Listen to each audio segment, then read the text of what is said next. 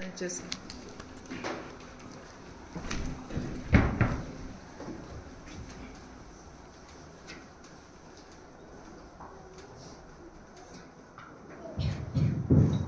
అందరికీ నా హృదయపూర్వక వందనాలండి. మరి ఈ దినము పరిశుద్ధ దినము, అలానే ఈ సంవత్సరానికి చివరి దినము కదా. సో సంవత్సరానికి ఎన్ని రోజులు? సో ఎన్ని దినాలు మనం ఒకసారి వెనక్కి తిరిగి చూసుకుంటే ఒక సంవత్సరం అంతా మనం చాలా ఎక్సైట్ అయిపోతూ ఉంటాం. ఎందుకు? నూతన సంవత్సరం కదా. న్యూ ఇయర్ కోసం అందరూ ఎదురు చూస్తూ ఉంటారు. మనమే కాదు, క్రైస్తవులమే కాదు, లోకం అంతా ఎదురు చూస్తూ ఉంటుంది కదా. సో ఎందుకని? ఏముంటుంది చెప్పండి ఒకసారి. లోపల ఎందుకు ఎదురు చూస్తారు కొత్త సంవత్సరం కోసం? చెప్పండి, మీరు ఎదురు చూడరా? ఎందుకు ఎదురు చూస్తారు?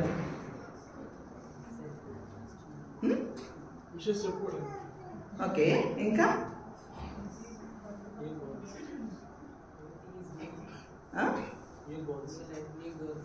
న్యూ లైఫ్ కోసం. Okay, new goals, new life. Last year new life కోసం ఎదురు చూస్తుంటారు కదా కదా. లాస్ట్ ఇయర్ న్యూ లైఫ్ కోసం ఎదురు చూస్తారు కదా. మరి ఈ 2023 అంతా న్యూగా ఎంతమందికి ఉంది?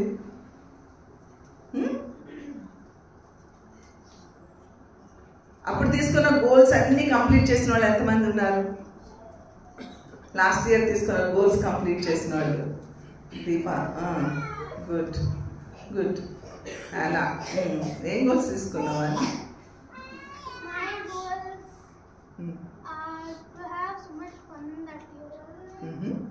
గుడ్. ఓకే. సో మనము ప్రతి సంవత్సరం కూడా కొత్త సంవత్సరంలో అడుగు పెట్టాలి. ఈవెన్ బర్త్డేస్ సెలబ్రేట్ చేసుకునే వాళ్ళు కూడా ఒక సంవత్సరం అంతా అయిపోయింది, ఇంకొక సంవత్సరము అంటే ఈ గతించిన సంవత్సరంలో నుంచి క్రొత్త సంవత్సరంలోనికి వెళ్ళాలి అనే ఆలోచన. ఇట్స్ గుడ్, అది మంచిది, నేను కాదు అని నేను అనను. అయితే ప్రతి సంవత్సరం కూడా మన గ్రాఫ్ ఎలా ఉండాలి అంటే లాస్ట్ ఇయర్లో ఫెయిల్ అయిపోయినటువంటి వాటిలో మనం ఏం చేయాలంటే కమింగ్ ఇయర్లో ఏం చేయాలి? సక్సెస్ అనేది మనం చూడాలి. గత సంవత్సరము ఎక్కడ ఫెయిల్ అయిపోయామో ఈ సంవత్సరం కూడా అక్కడ ఫెయిల్ అయిపోయామనుకోండి, దెర్ ఇస్ నో యూస్. మళ్ళీ ఇంకొక కొత్త సంవత్సరము నీకు వచ్చినా నువ్వేం చేస్తావో తెలుసా? సేమ్ లైఫే ఉంటుంది నీకు, ఇంకొక క్రొత్తదనం ఏమీ ఉండదు. ఆ పట్టుదల అనేది ఉండాలి, ఆ యొక్క డెడికేషన్ అనేది ఉండాలి, ఆ ప్రేయర్ఫుల్ లైఫ్ అనేది ఉండాలి, అలాగే దేవుని మీద ఆధారపడడం అనేది ఉండాలి. సో లాస్ట్ ఇయర్ నువ్వు దేవుని మీద ఆధారపడి నీవు నీ గ్రాఫ్ని ఇంప్రూవ్ చేసుకున్నావు అనుకో, అప్పుడేమవుతుందంటే ఈ ఇయర్ కూడా నువ్వు ఎదురు చూస్తూ ఉన్న దానికి కొంత అర్థం ఉంటుంది. సో దేవుని వాక్యాన్ని మనం చూసుకుంటే ప్రారంభంలో ఆది కాండంలో దేవుని వాక్యాన్ని మనం చూసుకుంటే దేవుడు సృష్టిని చేసిన విధానము మనకి కనిపిస్తుంది కదా. ఈ విధానంలో ఆయన మాట అక్కడ మనం అర్థం చేసుకోవాల్సిందంటే ఎన్ని దినాలు సృష్టించేశారు? 6 దినాలు. ఒక దినము రెస్ట్ తీసుకున్నారు. సో మొదటి దినము అది ఎలాగా సృష్టించబడింది? ఎలాగా? మాట చేత. అంటే ప్రతి దినము అక్కడ దేవుడు ఏం చేస్తున్నాడంటే మాట్లాడుతూ ఉన్నాడు. ఇక్కడ మనం అర్థం చేసుకోవాల్సింది ఏంటంటే God speak to us every day. He speaks to us.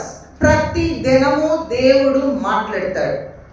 మీలో ఎంతమంది ప్రతి దినము ఈ 2023లో ప్రతి దినము నాతో దేవుడు మాట్లాడాడండి? దేవుడు నాతో మాట్లాడకుండా నా దినాన్ని నేను స్టార్ట్ చేయలేదండి అన్నవారు ఎవరి నుండి చేయొద్దండి. 1, 2 చేయాలి. ప్రతి దినము దేవుడు మనతో మాట్లాడతాడండి. ఈ విషయాన్ని మర్చిపోవద్దు మీరు. దేవుని మాట మనము వినాలి. వినగలిగిన చెవులు మనకి ఉన్నాయా? గ్రహించగలిగిన హృదయము మనకి ఉందా అనేది మనం ఆలోచించాలి. ఆయన మాట్లాడే దేవుడు.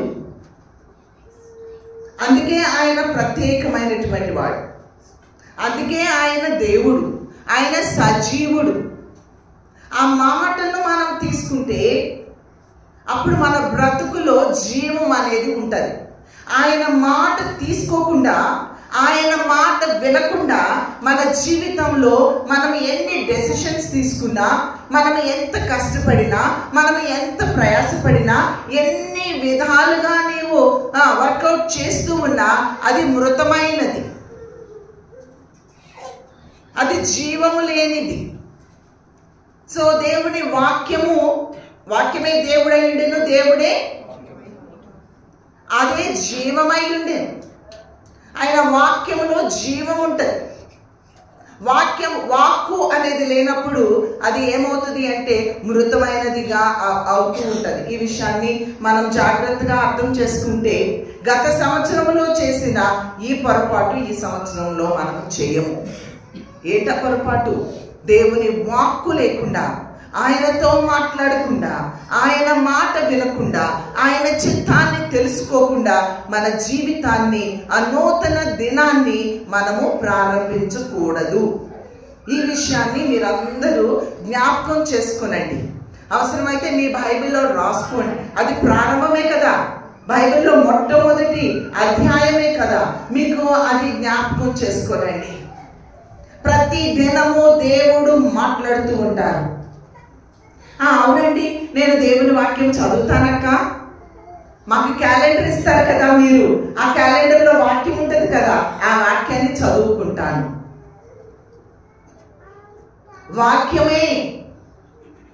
వాక్యము లాగానే కనిపిస్తుంది, అది వాక్యమే. ఆ వాక్యాన్నే చదువుతున్నావు, కానీ ఆ వాక్యాన్ని నేను ఇందాక చెప్పినట్లుగా జీవముతో చదువుతూ ఉన్నావా? వాక్యము, దేవుని ఆత్మ లేకుండా వాక్యము వల్ల ప్రయోజనము లేదు. నువ్వు వాక్యాన్నే చదువుతూ ఉండవచ్చు, నువ్వు దేవునికి ప్రార్థనే చేస్తూ ఉండవచ్చు, నీవు దేవుణ్ణి స్తుతిస్తూ ఉండవచ్చు, కానీ ఆ వాక్యము ప్లస్ హోలీ స్పిరిట్, ఆది కాండంలో కూడా మనము మొదటి అధ్యాయంలో మళ్ళీ మనం చూసేది ఏంటంటే ఎలా ఉంటుంది? మొత్తం శూన్యముగాను నిరాకారముగా ఉంది. శూన్యముగాను నిరాకారముగా ఉన్నది. ఈ శూన్యము నిరాకారముగా ఉన్నప్పుడు ఆ దేవుని యొక్క మాట పరిశుద్ధాత్మ అలాడుచు ఉంది. ఇక్కడ పరిశుద్ధాత్ముడు ప్లస్ దేవుని మాట కలిపినప్పుడు అక్కడ సృష్టి అంటే నిరాకారమైనది ఏమి సతతరించుకుంది? ఆకారాన్ని సతతరించుకుంది. సో నిరాకారముగా ఉన్నది ఆకారానికి రావాలి అంటే మాట ఒకటే సరిపోదు. ఆ మాటకు ఏమి యాడ్ అవ్వాలండి? ఆత్మ యాడ్ అవ్వాలి. ఇప్పుడు ట్రైన్స్ ఉన్నాయి కదా, ట్రైన్ వెళ్తూ ఉంటుంది. ట్రైన్ తయారు చేసి వెళ్ళమంటే రోడ్డు మీద వెళ్తుందా? దానికి ఏం కావాలి? ఏం కావాలండి? ట్రాక్ కావాలి. దేవుని వాక్యము అనేది అది ఒక ట్రాక్ లాంటిది. సో దేవుని వాక్యము లేకుండా నాకు ఒక హోలీ స్పిరిట్, అప్పట్లో అదే నేను దాన్ని వ్యతిరేకించాను. మనకి బైబిల్ గ్రంథం రానప్పుడు మనకి ఏముంది? ఈ వాక్కు కూడా ఎలా రాయబడింది? పరిశుద్ధాత్మ చేతి. కానీ ఇప్పుడు మనకి వాక్యాన్ని ఇచ్చాడు, అది ఒక రైలు పట్టాలు లాంటిది. అయితే ఆ ట్రైన్లో ఇంజిన్ ఉంటేనే కదా ట్రైన్ ముందుకు సాగేది. కాబట్టి దేవుని ఆత్మ అనేది కూడా దానిలో ఏమవ్వాలి? యాడ్ అవ్వాలి. ఈ రెండు మన జీవితానికి. అందుకని దేవుని వాక్యం ఉంటుంది. అక్షరం ఏం చేస్తుందంట? అక్షరము చంపును, ఆత్మ చెప్పండి జీవింప చేయను. చెప్పండి నాతో కూడా, అక్షరము చెప్పండి. అక్షరము చంపును, ఆత్మ జీవింప చేయును.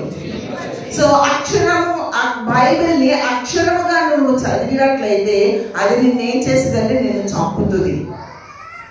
కానీ దానిని ఆత్మతో నువ్వు చదివినట్లయితే అది నిన్ను ఏం చేస్తుంది? జీవింప చేస్తుంది. సో మన జీవితానికి పరిశుద్ధాత్ముడు లేకుండా, అందుకని నేనైతే ప్రతి దినము ప్రార్థన చేస్తాను. నాకు ఏమి ఉన్నా ఏమి లేకపోయినా నీ ఆత్మ నాకు దూరం చేయొద్దు నానా. నీ ఆత్మను నువ్వు నాకు దూరం చేస్తే నేను చచ్చిన దానితో సమానము. నాకు అన్నీ ఉండొచ్చు, నాకు నిజముగా దేవుడు ఏ కొరత లేకుండా చేశాడు. నా బాల్య దినములు చూసినట్లయితే ఆహార లేమిలో ఉన్నాను, నేను వస్త్రలేమిలో ఉన్నాను. నేను ఫస్ట్ స్టాండర్డ్లో ఉన్నప్పుడు స్కూల్కి వెళ్ళి, అప్పుడు ఫస్ట్ స్టాండర్డ్, ఇప్పుడు నర్సరీ, ఎల్కేజీ, యూకేజీ ఉంది కదా, అప్పుడు లేవు. తాతగారు మామగారు వారికున్న ఉద్యోగాలు విడిచిపెట్టి దేవుని సేవ కొరకు వచ్చినప్పుడు నా తల్లిదండ్రులు, నా తండ్రి ఎంతో తినడానికి లేని పరిస్థితులు.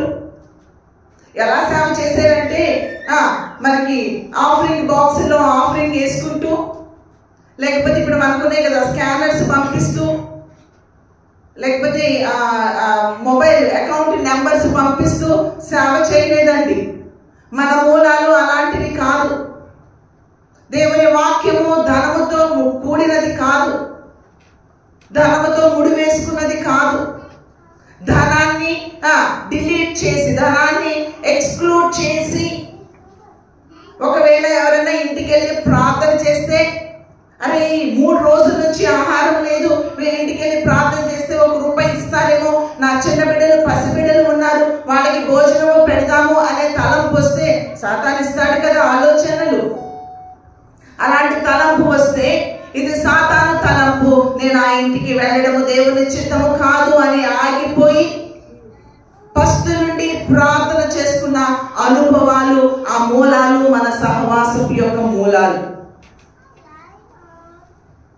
అలాంటి శ్రేష్టమైనటువంటి ఆ యొక్క విధానంలో మనం అడుగులు ముందుకు వేయాలి.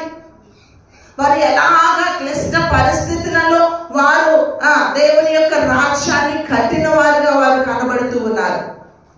వారు సమస్తాన్ని ప్రక్కన పెట్టిన వారుగా కనబడుతూ ఉన్నారు. ఈ దినాలలో అనేక మంది వీటిని ఆధారం చేసుకొని, అరే ఈ మాట చెప్పితే ఒక ఆత్మ వెనక్కి వెళ్ళిపోతుందేమో, ధనము గురించి బోధిస్తే వాడు ఇంకా మెచ్యూర్ స్టేజ్లోనికి రాలేదు. ఎవరైనా దేవునికి ఇవ్వాలి అనుకున్నప్పుడు వారు ఇష్టపూర్వకంగా ఇవ్వాలండి. దేవునికి ఇచ్చేది మీకైనా ఎప్పుడైనా మన సంఘంలో మన బ్రదర్స్ పెద్దవాళ్ళ దగ్గర నుంచి చిన్నవాళ్ళ దగ్గర నుంచి ఎక్కడైనా మీకు ఏదైనా ఒక ఇది చర్చ్కి ఇది నీడ్ అని మీకు ప్రేయర్ చేయండి అని చెప్పినప్పుడు మీరు ఇచ్చేది బలవంతంగా దయచేసి ఇవ్వద్దు. మీరు ఇవ్వకపోయినా ఇట్స్ గుడ్, ఇచ్చి మీరు తప్పు చేయొద్దు. మీరు దేవునికి ఇచ్చేది దేవుని మీద ప్రేమతో ఇవ్వాలి. ప్రేమతో అంటే మీరు చిన్నవారుగా ఉన్నప్పుడు లోకం మీద ప్రేమ ఉంటుంది, ఆధ్యాత్మికంగా చిన్నవారుగా ఉన్నప్పుడు లోకం మీద ప్రేమ ఉంటుంది. లోకం మీద ప్రేమ ఉన్నప్పుడు లోకములో ఖర్చు చేసుకోవడానికి, లోకంలో ఉన్న వాటిని కొనుక్కోవడానికి, లోకంలో వాటిని మనము ఫస్ట్ ప్రయారిటీ ఇవ్వడానికి మనము పరుగులెత్తుతూ ఉంటాం. కానీ ఆధ్యాత్మికంగా మన దినదినము ఎదుగుతూ ఉన్నప్పుడు, దేవునికి దగ్గర అవుతూ ఉన్నప్పుడు అప్పుడు ఏమవుతాయో తెలుసా, మన ప్రయారిటీస్ ఏమవుతూ ఉంటాయి, చేంజ్ అవుతూ ఉంటాయి. మనకి మిగిలింది దేవునికి ఇవ్వం. ఏదో దేవునికి ఇవ్వాలి కాబట్టి దేవునికి ఇవ్వం.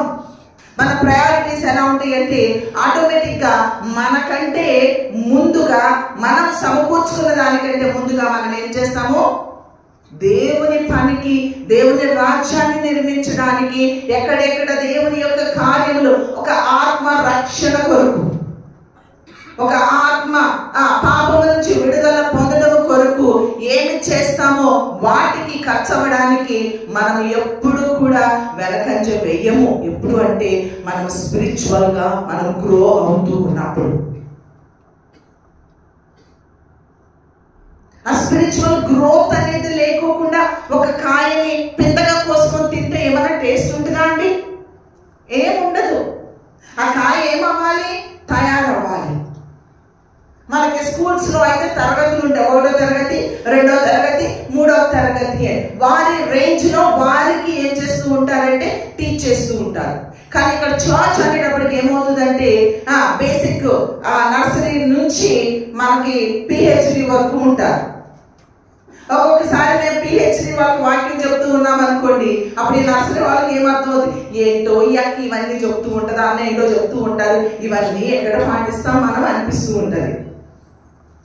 అందుకే మనం కొంచెము కన్ఫ్యూజన్ స్టేట్ లో ఉంటూ ఉంటాం. ఒకవేళ మీరు ఆ నర్సరీ లెవెల్లో ఉన్నారనుకోండి, పిహెచ్డి లెవెల్లో చెప్పినప్పుడు మీ మనసు పాడు చేసుకోకండి. ఓకే, మేము ఇంకా స్పిరిచువల్ గ్రోత్ లోనికి రాలేదు కనుక, దేవునికి ఇంకా మేము అంత దగ్గరికి రాలేదు కనుక మేము ఈ పని చేయలేకపోతున్నాము. Don't be depressed. దాని గురించి మీరేమి బాధపడిపోయి వాళ్ళు చేస్తున్నారు మేము చేయలేకపోతున్నాము అని మీరేం బాధపడవలసిన అవసరం లేదు. ఎందుకంటే మీరు ఇంకా పెద్దగా ఉన్నారు, మీరు తయారవుతూ ఉన్నారు. తయారయిన తర్వాత మీరు కూడా ది బెస్ట్ దేవుని కొరకు చేస్తూ ఉంటారు. సో మన సహవాసపు యొక్క మూలాలు ఏంటి అంటే అవి చాలా విలువైనవి. నాకు కూడా తెలుసు, ఆ కష్టాలు నాకు తెలుసు, ఆ ఇబ్బందులు నాకు తెలుసు, ఆ ఇరుకులు నాకు తెలుసు. కానీ ఈ దినమున దేవుడు నాకు ఏమీ తక్కువ చేయలేదండి. నిత్యము దేవుని స్తుతించే అంతగా దేవుడు నన్ను అభివృద్ధి చేస్తూ ఉన్నారు. కానీ అవన్నీ ఏంటో తెలుసా? ఈ లోక సంబంధమైనవి. ఈ లోక సంబంధమైన వాటిని నేను చూసుకొని ఓ దేవుడు నాకు అన్నీ ఇస్తున్నాడు అనుకుంటే అది చాలా నష్టం. నేను అందుకని దేవుణ్ణి నిత్యము అనుక్షణము దాదాపుగా నేను దేవుణ్ణి ఒకటే కోరుకుంటాను, నీ ఆత్మను నాకు దూరం చేయొద్దు నాన్న. నాకు ధనము లేకపోయినా పర్లేదు, నాకు వస్త్రాలు లేకపోయినా పర్లేదు, నాకు మంచి గృహాన్ని ఇచ్చావు, ఆ గృహం తీసివేసి ఒక గుడిసి ఇచ్చినా పర్లేదు, ఒక చెట్టు కింద నన్ను పెట్టినా పర్లేదు, నాకు మంచి ఆరోగ్యం ఇచ్చావు, ఈ ఆరోగ్యం పోయి మంచం మీద పడుకున్నా పర్లేదు, కానీ నీ ఆత్మను మాత్రము నాకు దూరము చేయవద్దు అని దాదాపు ప్రతి దినము నేను ప్రార్థన చేస్తూ ఉంటాను. మీ అందరికీ తెలుసు, దాదాపు ఎక్కువగా సిక్ అవుతూ ఉంటాం. ప్రతిసారి పడుకున్నప్పుడు నేను దేవుని స్తుతిస్తాను. నేను దేవుని అదొక్కటే కోరుకుంటాను, నేను సిక్ అయినా పర్లేదు నాన్న, నీ ఆత్మను మాత్రం నాకేం చేయొద్దు, దూరం చేయొద్దు. నీ ఆత్మను దూరం చేస్తే నేను బ్రతకలేను.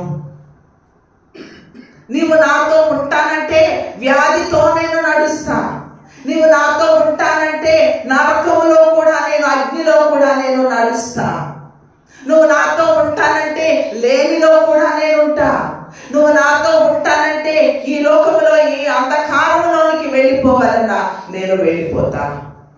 I don't have any fear. ఈ దినము నేను చనిపోవాలన్నా, అరే నేను లేకపోతే ఈ పని జరగదేమో, నేను లేకపోతే నా కుమార్తె సంగతి ఏంటి, నేను లేకపోతే నా భర్త సంగతి ఏంటి, నేను లేకపోతే ఈ పరిస్థితులు ఏంటి అని ఏనాడు నేను ఆలోచించలేదు.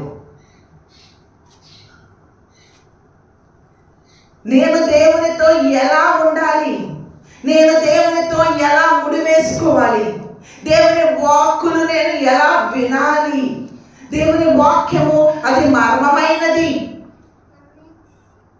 సామెతలు చూడండి, సామెతల గ్రంథము 25:2 ఒక చక్కని మాట ఉంటుంది చూడండి. సంగతి మరుగు చేయుట దేవునికి ఘనత. ఏంటంటండి?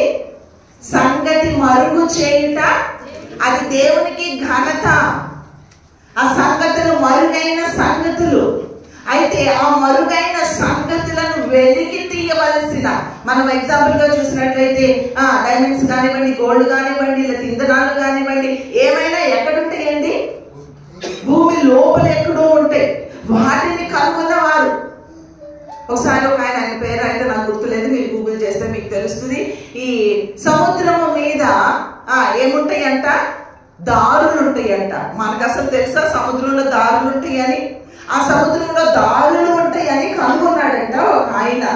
ఆయన ఎలా కనుక్కున్నారంటే, బైబిల్లో వాక్యము చదువుతూ ఉన్నప్పుడు ఆ వాక్యంలో ఏమనుందంటే, ఆ సముద్రములో దారులు ఉంటాయి అని ఆయన చదివి, అరే సముద్రంలో దారులు ఉండడం ఏంటి అని దాని మీద పరిశోధన చేసి దానిని కనుగొన్నారట.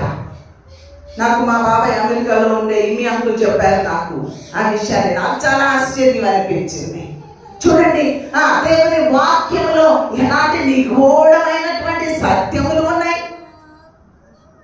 ఆ వాక్యము దేవుడు ఏం చేశాడు, మరుగు చేసి ఉంచాడు. అది ఆయన ఘనతను చూపిస్తూ ఉంది. తర్వాత పాట చదవమా.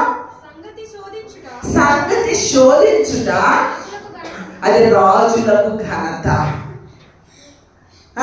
సంగతిని శోధించే ఒక రాజులకు రాజుగా ఉన్న వారి కుటుంబంలో పుట్టిన వారము కదా మనము. యాజకులము, ప్రధాన యాజకుల కుటుంబంలో ఉన్న వారము కదా మనము.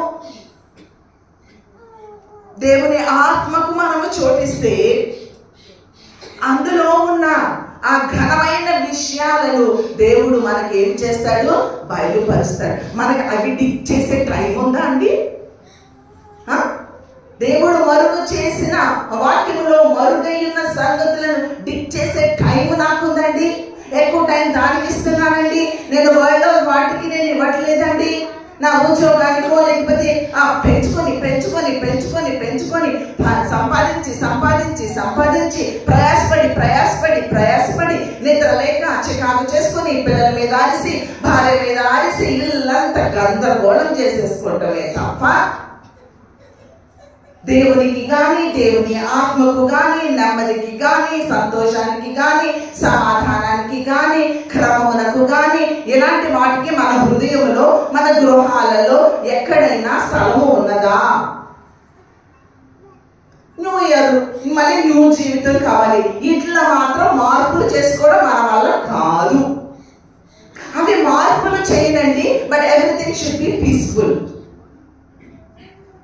చేయవలసిన మార్పులు చేస్తేనే కదా నీకు రావాల్సిన రిజల్ట్ ఉంటుంది.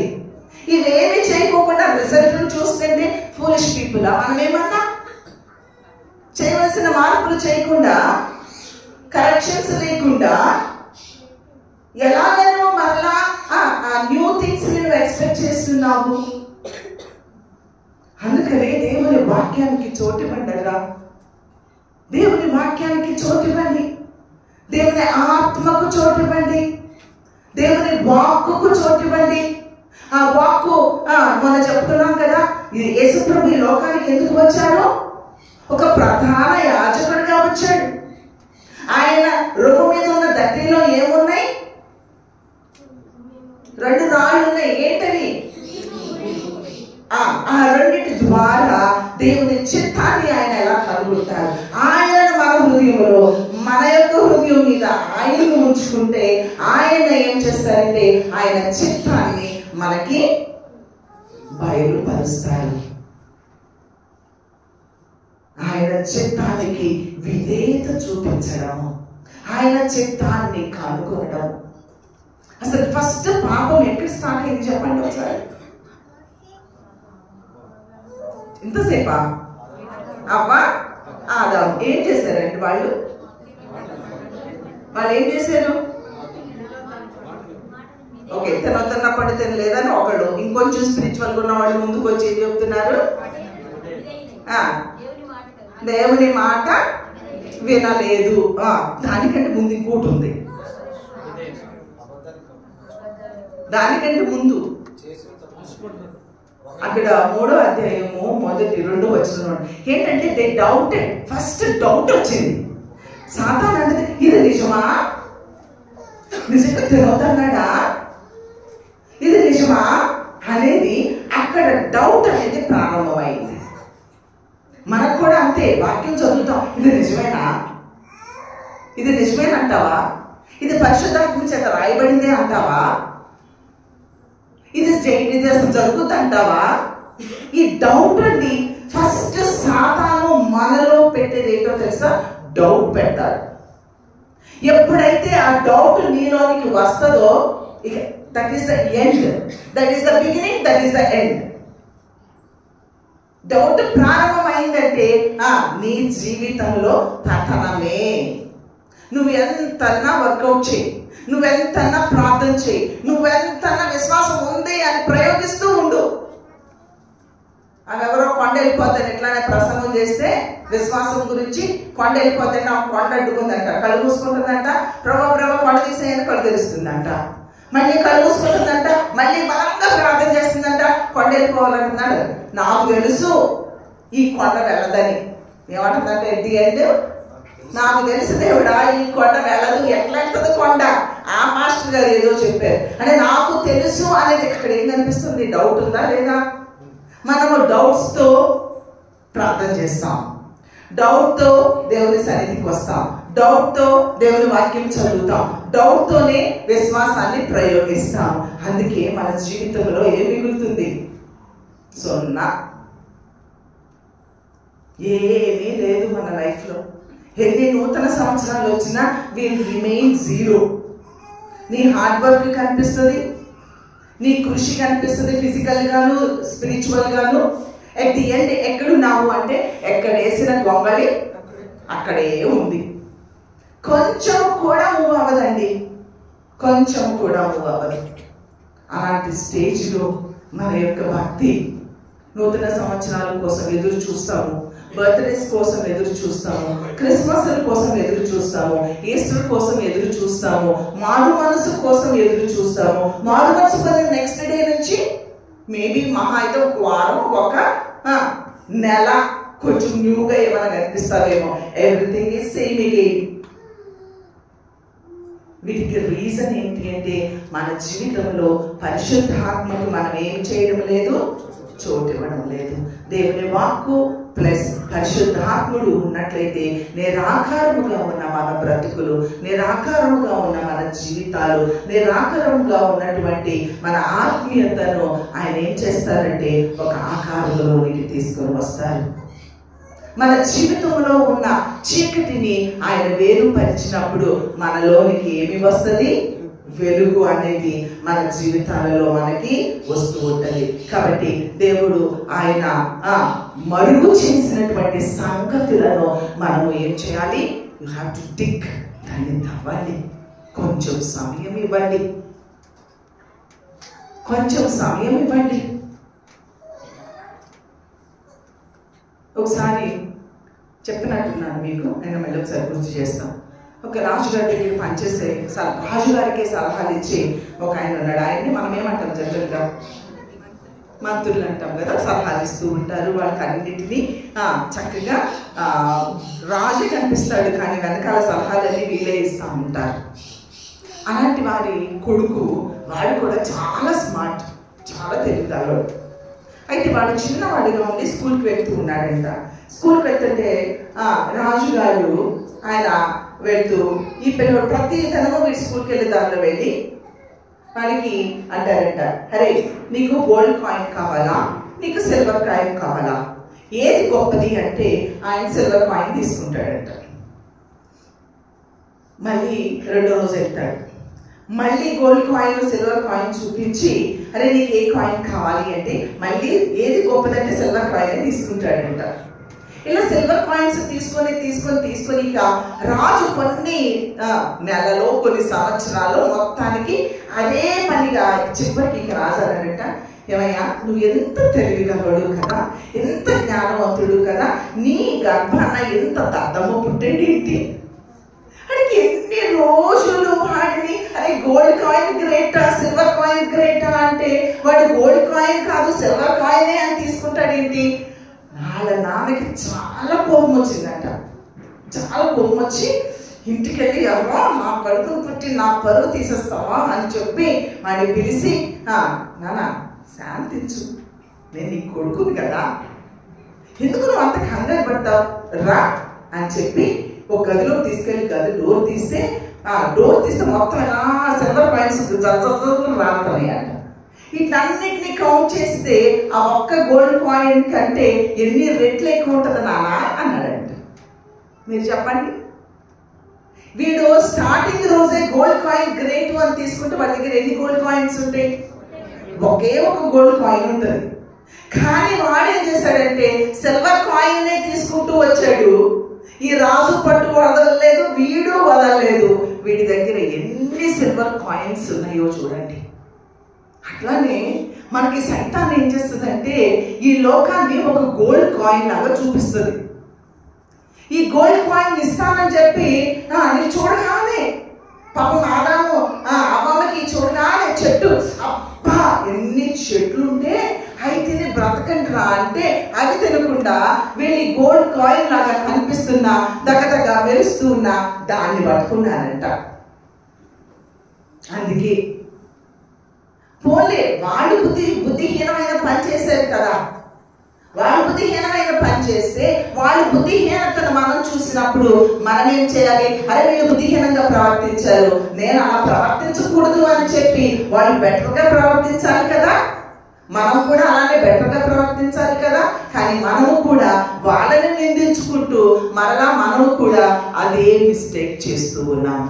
ఈనాటికి ప్రతి మానవుని రూపంలో ఉన్న ప్రతి వ్యక్తి చేస్తున్నటువంటి మిస్టేక్ ఏంటో తెలుసా? ఆ లోకములో ఉన్న వాటిని శరీరాశ, నేత్రాశ, జీవపుటంబము, వీటిని ఎక్స్క్లూడ్ చేసి బ్రతకడము మనిషికి అసాధ్యమైపోతూ ఉంది. వాటిని ఎక్స్క్లూడ్ చేసి బ్రతకగలిగిన వాడే నిజమైన విశ్వాసి.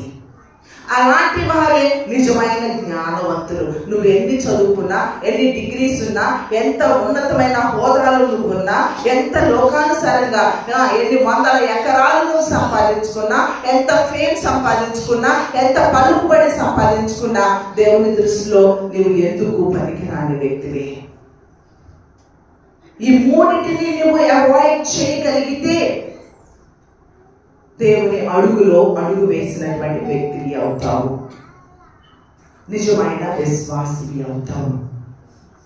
మీరు లేదా మనము ఈ గోల్డ్ కాయిన్ కోసము మన సమయాన్ని, మన మిగిలిన ధనాన్ని, మనకున్న ప్రతిదీ కూడా మనం ఏం చేస్తున్నాం అంటే వృధా చేసేస్తూ ఉన్నాం. అందుకనే ఎట్ ది ఎండ్ మనకి ఏమీ మిగలడం లేదు, ఏమీ మిగలడం లేదు. ఒకసారి ఒక ఆయన దూరదేశం వెళ్ళి కొంచెం బాగా సంపాదించుకొని తిరిగి ఇంటికి భార్యకి అవన్నీ ఇద్దామని వస్తున్నాడంట.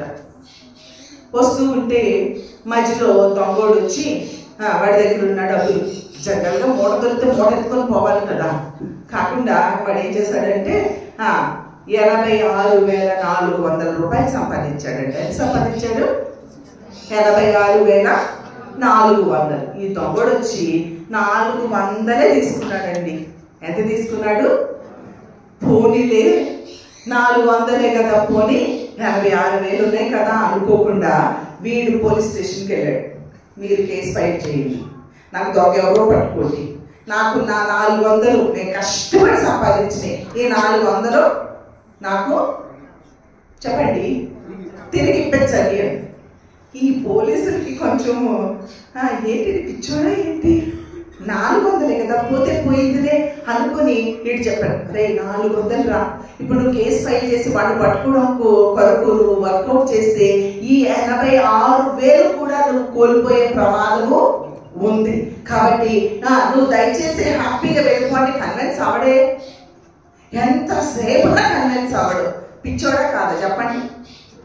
ఇటు పిచ్చోడు అనుకుంటారా? వాళ్ళు మతి చెల్లించింది అనుకోండి. ఎంతమంది ఇటు మతి చెల్లించింది అనుకుంటారు చెప్పండి? నేనైతే అనుకుంటాను, నేను చేయగలుగుతానా కదా.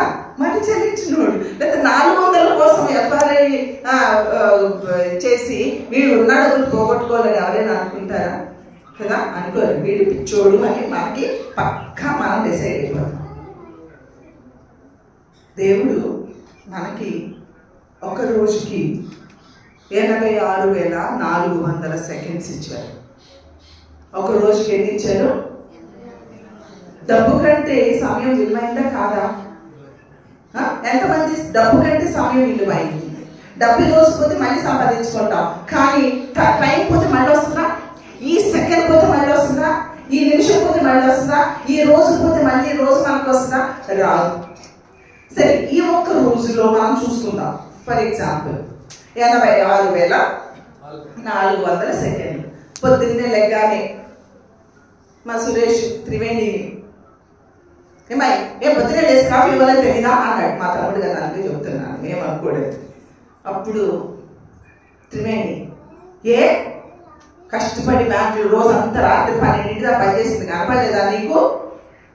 తొందరగానే పడుకున్నావుగా, వేసి పెట్టుకోవచ్చుగా అని ఇద్దరి మధ్య ఎలా ఆర్గ్యుమెంట్ అయిపోయింది, గొడవ అయిపోయింది.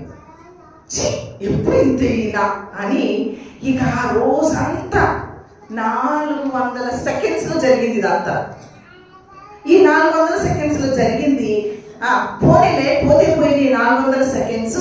మిగిలిన 86,000 సెకండ్స్ని నేను హ్యాపీగా గడుపుదాం అనుకుంటుందా? ఆ 400 సెకండ్స్ కోసం పోరాడుతూ ఉంటుందా? కదా, ఎవరైనా అంతే. అసలు ఆ 400 సెకండ్స్లో జరిగినటువంటి ఇష్యూని ఒక రోజు కాదండి, సంవత్సరాలు పీక్కునే వాళ్ళు లేరా? ఆ ఒక్క ఇష్యూతో డివోర్స్ తీసుకునే వాళ్ళు లేరా? భార్య భర్తలు విడిపోయిన వాళ్ళు లేరా? ఎంత ఆడు ఫూలిష్ అంటున్నావు, 400 పోగొట్టుకున్నాడని.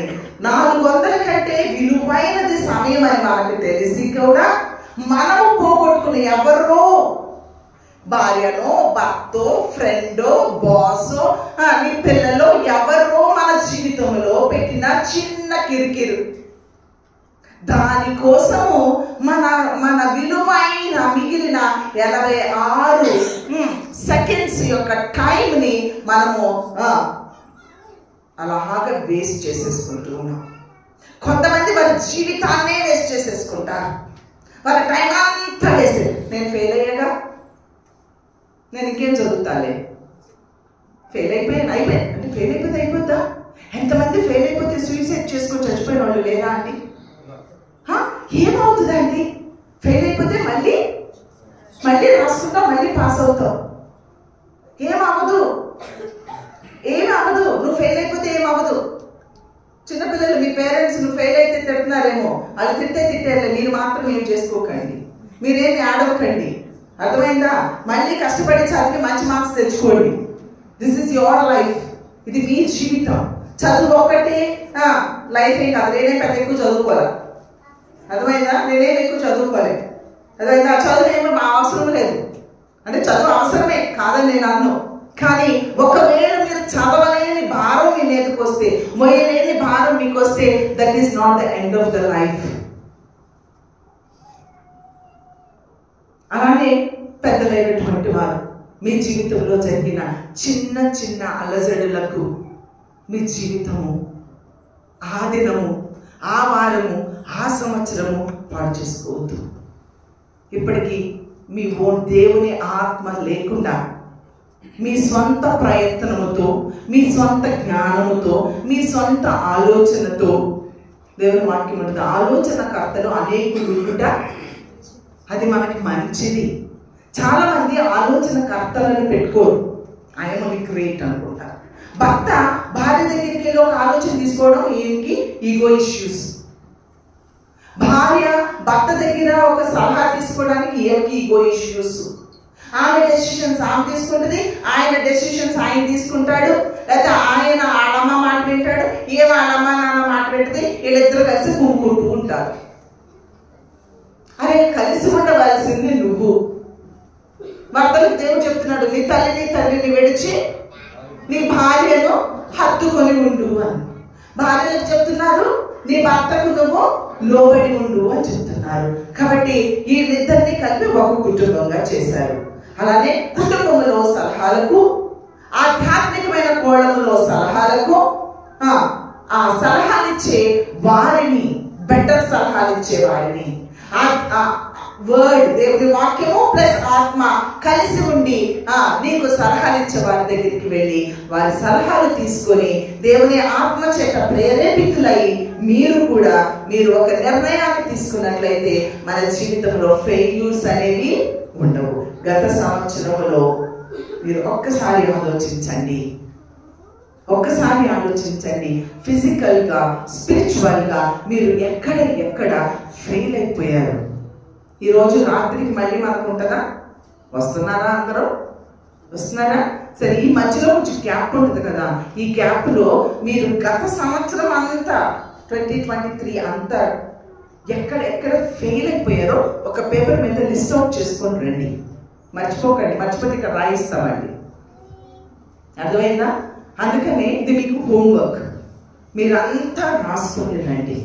రాసుకొని వస్తే అప్పుడు మనకు అర్థమవుతుంది ఎక్కడ ఫెయిల్ అయిపోయాము, ఎందుకు ఫెయిల్ అయిపోయాము, ఏ నిర్ణయం తీసుకున్నాను, ఈ నిర్ణయము ఎవరి సలహా మేరకు తీసుకున్నాను, ఈ నిర్ణయము నా ఓన్గా తీసుకున్నానా అనేది మనము ఒక్కసారి అనలైజ్ చేసుకొని దాని గురించి ఆలోచన చేసుకొని దాని గురించి డిస్కస్ చేసుకొని దాని గురించి ప్రార్థన చేసుకొని అదే మిస్టేక్ మరలా నూతన సంవత్సరంలో జరగకుండా మనము దేవుని ఆత్మకు అప్పగించినట్లయితే పరిశుద్ధాత్ముడు మన పక్షముగా మూలిగి పరిశుద్ధాత్ముడు మన పక్షంగా ఉండి మనకేం చేస్తారంటే ఆయన ఇక ఫెయిల్ అయిపోకండి. దేవుడు చేసిన సృష్టి అంతలో ఒక్కొక్క దినమును ఆయన మాట ఆయన ఆత్మతో కలిపి ఒక మాట ఒక వాక్కునిస్తే ఆ వాక్కు ద్వారా జరిగినటువంటి కార్యాలను దేవుడు వెనక్కి తిరిగి చూసుకుంటే ఎలా ఉందండి?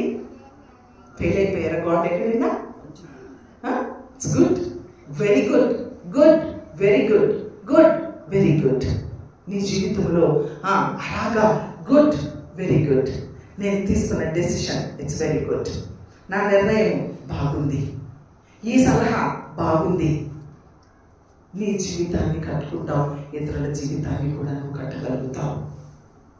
ఆధ్యాత్మికంగా భౌతికంగా కూడా నువ్వు సక్సెస్ఫుల్గా ఉంటావు. అలానే నిన్ను బట్టి నీ సలహాలను బట్టి అనేక మంది దేవుని ఎరిగిన వారిగా వారి జీవితంలో కూడా సక్సెస్ని చూసేవారుగా ఉంటారు. కాబట్టి అలాంటి ఉన్నతమైన న్యూ ఇయర్లోకి అడుగు పెట్టాలి అంటే దేవుని వాక్కుకు చోటివ్వండి. అది జీవం కలిగినటువంటి వాక్కు. ఆ వాక్కు మనల్ని ఏం చేస్తే ఏంటి? బ్రతికిస్తుంది. బ్రతకాలని ఉందా? గత జీవితంలో చేసిన మిస్టేక్స్ ఈ జీవితంలో ఇక ముందు చేయకూడదు అనుకుంటున్నావా? గడిచిపోయిన సంవత్సరాలు 400 సెకండ్స్ లాంటివే. భయపడబాకు, దిగులు పడబాకు, ఫెయిల్ అయిపోయిన అనుకోకు. నీ జీవితాన్ని చూసి అరే ఏంటి ఇన్ని మిస్టేక్స్ అనుకోకు. ఇంకా ముందు 86,000 నీకున్నాయి. ఇంకా అనేక సంవత్సరాలు దేవుడిచ్చిన సంవత్సరాలు నీకున్నాయి.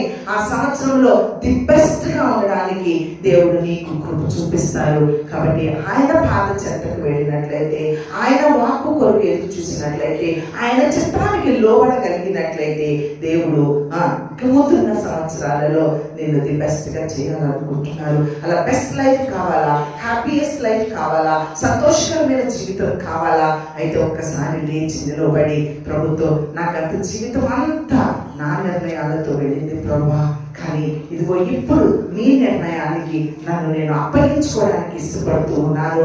ఇంతకాలము నీ ఆత్మ లేకుండా ఉన్నాను, ఇప్పుడు నీ ఆత్మను నా జీవితానికి తోడు చేస్తావా అని చిన్న ప్రార్థన చేస్తావా? తలలు వచ్చి చిన్న ప్రార్థన చేసుకుందాము. సురేష్ గిఫ్ట్ చేస్తాను.